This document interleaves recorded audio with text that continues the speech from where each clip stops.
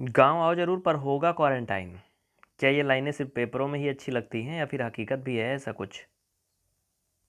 शायद ये सिर्फ़ और सिर्फ़ कागज़ों में ही अच्छी लगती हैं। क्वारंटाइन सेंटर और अन्य जो भी व्यवस्थाएँ आप न्यूज़ में देख रहे हो, कभी अगर हकीकत में जाके देखो तो ऐसा कुछ है नहीं और होता भी नहीं है। हाँ, कुछ अपवाद छोड़ दिया जाए तो होता नहीं है। हमारे पास सारे प्रूफ़ हैं।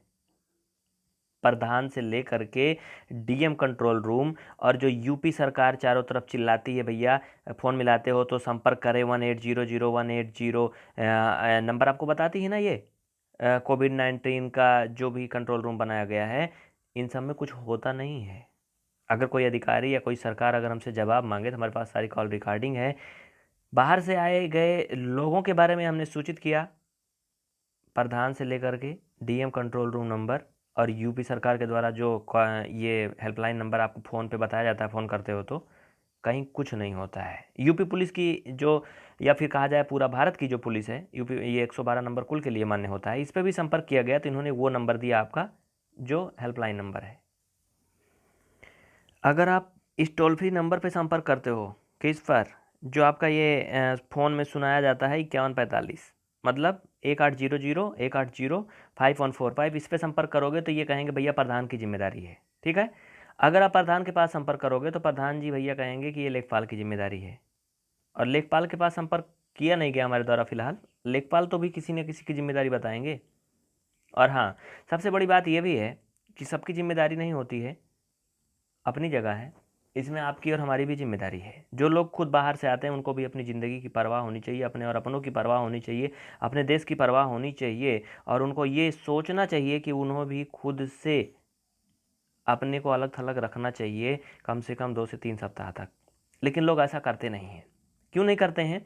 क्योंकि लोग सोचते हैं अभी तो हमारे भैया गाँव में कोरोना है नहीं, है ना?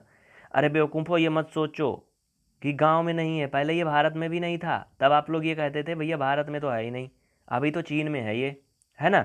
तो भारत में भी आ गया, फिर आप लोगों के दिमाग में ये आने लगा कि भैया भारत में तो आ गया है, हम यूपी से हैं, अभी तो यूपी में कोरोना है ही नहीं, अभी तो केवल दिल्ली और बम्बई में फैला हुआ है।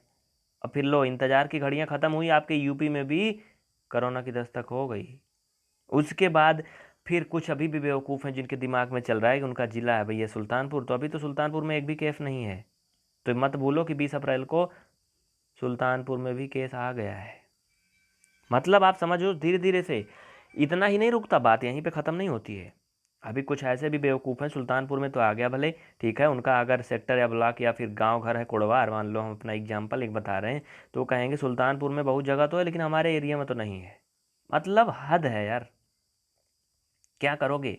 आपके एरिया में भी हो जाएगा, आपके गाँव में हो जाएगा तो ये सोचोगे भैया अभी तो हमारे घर में नहीं है और घर में भी हो गया तब यही सोचोगे कि हमारे नहीं है भैया, भैया जी के है, भाभी जी के हुआ, हमारे नहीं हुआ। तो यार सीधी-सीधी सी बात है, हल्के में न लो।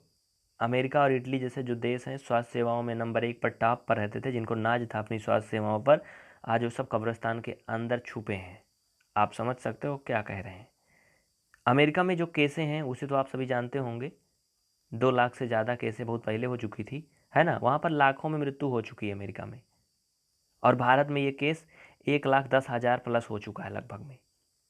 तो कहने का ये मतलब नहीं, ये जो केस है भारत में 1,10,000 ना, कुछ दिन बाद ये मृत्यु में बदलने वाले हैं। फिर कहोगे भैया भारत में 1,10,000 मौत हुई है। अभी जबकि भारत में मौत की संख्या लगभग 3200 के आसपास है। तो वो भी टाइम था जब 3200 केस थे।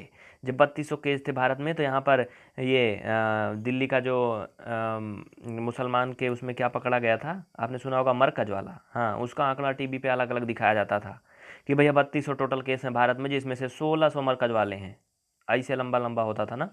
तो बस यही सब होगा यहाँ, बाकी कुछ होने वाला नहीं है। पहली बात तो लोग खुद अपनी जिम्मेदारी नहीं समझ रहे। दूसरी बात, जो जिम्मेदार अधिकारी हैं, जो जिम्मेदार पदगण वाले हैं, जो भी हैं, उसमें से कुछ, सभी नहीं, कुछ ऐसे हैं जो सोच रहे हैं जाने दो यार, जो हो रहा होने दो, हमारा क्या जाता है।